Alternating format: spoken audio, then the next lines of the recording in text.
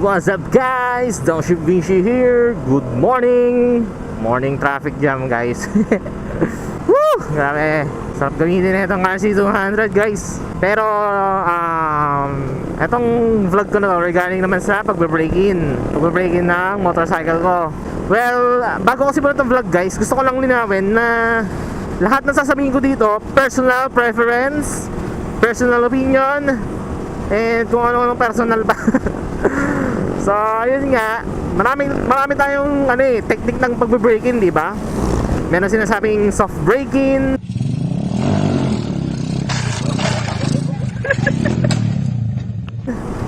Merong hard break-in.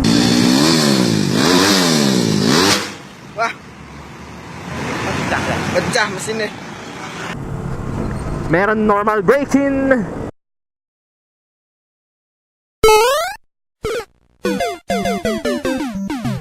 Merong break up. Yung tipong okay na okay kayo, sabay bigla mo na lang malalaman may pag-break na pala siya. But anyway nga guys, yun nga, marami tayong method ng pagbe-break-in. Marami tayong pinaniwala ang haka-haka or kung ano-anong sinasabi ng mga tao. Pero itong sa akin guys, itong pagbe-break-in ko, personal opinion ko siya. Ito rin yung ganito rin yung pagbe-break-in ko sa lahat ng motorcycle ko guys. Para sa akin guys, ang magandang break-in ng motorcycle, yung paglo-long ride. Yan, isa yan sa the best na method ng pagbe-break-in guys. Paanong paglo-long ride? Yan, katulad nito, babiyahe ako ngayon ng Ternate, Cavite. Tapos, iikot ako pa Tagaytay, pabalik ng Cavite, pabalik sa amin, malapit sa amin.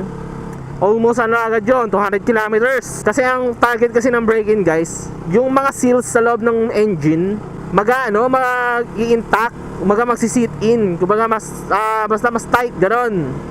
Mas maganda yung pagkakahubog, kumbaga pagkakahubog ng mga seals sa loob ng engine.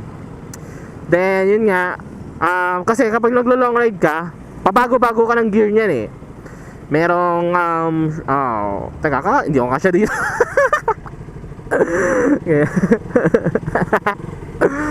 Loko.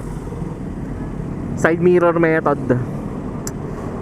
Yun nga, kasi sa pag-break-in guys, sa paglo-long ride, meron hindi ko kasya. Struggle is real. A little longer than a few minutes later. Yan kasi guys, sa paglo-long ride, pabago-bago ka ng engine gear niyan eh. Ng gearing eh. Nagsi-6 gear ka, nagpo-4th gear, ganyan. Yun kasi isa pang sa pinaka-target ng pagbe-breaking guys. Dapat pabago-bago ka ng engine, ng gearing. Ang traffic naman dito sa Tansa, buti na lang inuna ko to. Uy, umingay na. Mag-overheat na siya guys. Umingay na yun yung fan eh. Mag-overheat na siya. Tagal naman nito. So yun nga guys, mas okay na mag-long ride ka kasi mababago-bago mo yung gear, ganyan. Tsaka hindi lang naman kasi yung seal lang kailangan mong sa pagbe-break-in. Yung brakes, yan. Dapat maganda yung pagkakahubog sa brakes. Yung gulong. Bago maging makapit yung gulong, lalo na kung bago, syempre, kailangan mo munang ibiyahe. Kaya tingin kong pinaka best way na pagbe-break-in guys is mag-long ride. More moments later. Hindi ko alam kung na-record yung mga pinagsasabi ko kanina guys pero ulitin ko na lang kasi biglang namatay tong GoPro eh. Na yun nga, mag-vary ka ng speed. Pwede mo siya patikimin ng 100 kph pero wag mong ibabad. Wag ka masyado magbabad sa mataas na RPM. Katulad na ito, pwede ka naman magbibilis pero yun nga, wag mo siyang ibabad sa mataas na RPM. Kung magbe-brake ka, gamitan mo ng downshifting. Wag ka lang umasa sa mga brakes mo, sa front and rear brakes mo. Wag lang yun lang asahan mo. Gumamit ka ng mga engine braking. Pero syempre, pag mag-engine brake ka, nasa mababang RPM ka na. Kasi kung mag-engine brake ka sa mataas na RPM, may stress ang engine nun guys. Kaya much better na nasa mababang RPM ka. Then ano pa ba? Bago mo paandarin yung motor mo, bago ka bumiyahe, make sure na mainit na yung engine. Huwag mo ibabiyahe yung motor mo nang hindi mainit ang engine mo. Kasi kailangan yung oil niyan yung oil ng engine kailangan masyado na hindi siya ganun kabigat. Kasi may mga oil na mabibigat na matagal mag-init. Dapat painitin mo muna para pag binyahe mo siya, hindi stressful, hindi napapuwersa yung mga pistons or kung ano gumagalaw sa loob ng engine. Hindi siya na hindi napapuwersa sa paggalaw kapag makapal pa yung oil. Kaya dapat pinapainit muna yung engine, guys. Tapos ito nga, mas better talaga na first ride mo pa lang, malayo na. Pwede nyo na sabihin, di ba? Vinci, wala naman ako time wala naman ako time mag-break-in nang mag-long ride ganyan. Paano yun? Okay lang din yun, lalo na kung gagamitin mo naman araw-araw. Pero ang para sa akin na talaga, guys, mas maganda yung ganitong break-in na ila-long ride mo, hasahin mo yung makina, ganyan. Sa sa lahat na naging motor ko, guys, ganito ginagawa ko. Nilo-long ride ko siya, Ternate loop agad. Tapos sunod-sunod na yun, Ternate loop, Marilaki, Kasunsan pa. Yun yung method ko ng pagbe-break-in.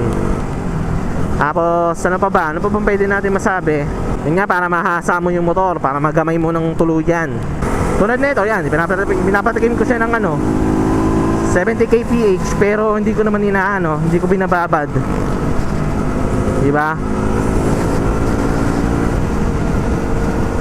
Okay lang yung ganitong takbuhan, guys. Basta huwag mo lang siya ibabad sa mataas na RPM. Patikimin mo lang naman siya na mabilis. Patikimin mo lang, pero huwag mong ibabad. Wait lang, guys, magbablog ako kapag nasa Ternate Cavite na ako para mabigyan ko kayo ng proper na sinasabi ko sa pagbe-break-in. 10 seconds later. So sa ngayon, guys, nandito na ako sa Cavite. Pupunta na ng Ternate. Medyo napabilis yung takbo ko kanina. Ay nako. So ito, ngayon naman, since medyo straight na ngayon, wala na masyadong traffic. Ngayon, lalaruin ko naman yung takbo niya. Yan nga, magbavari ako sa 60 kph, 80 kph, tapos pa downshift, ganyan. Ganun lang, guys, hanggang sa makuha niya yung first change oil.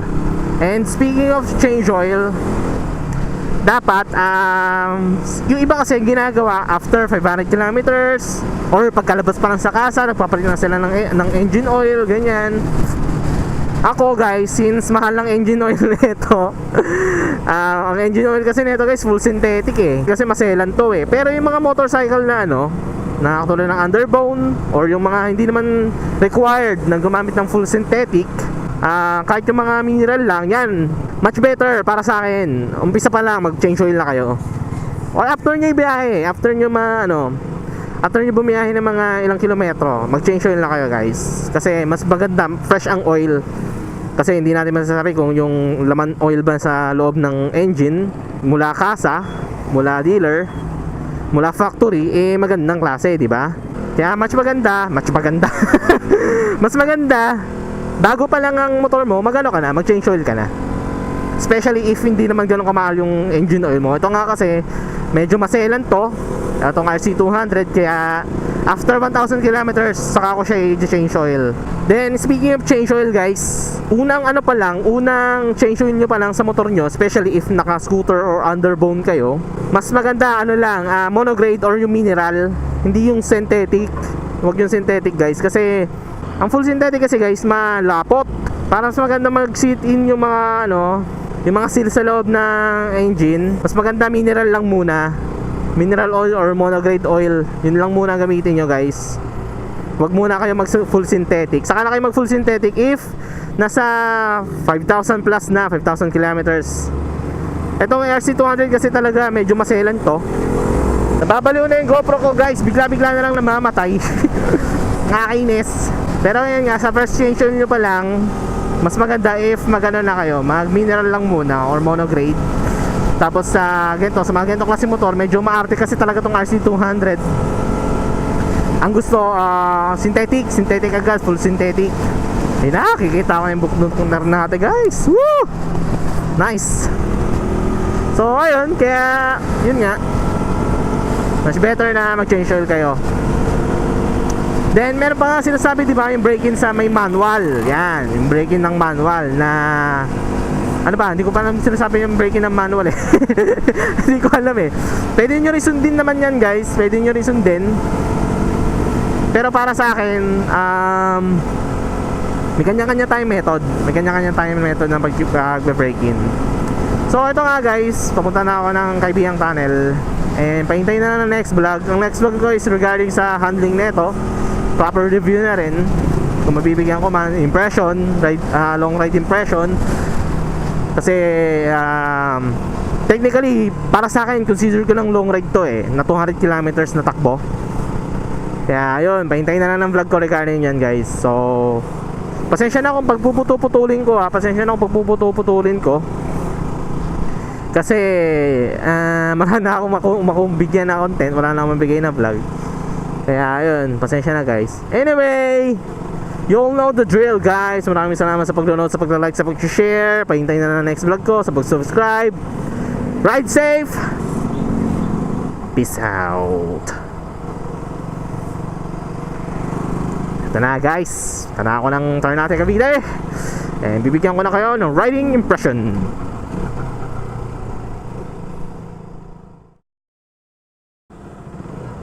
Nagawa mo.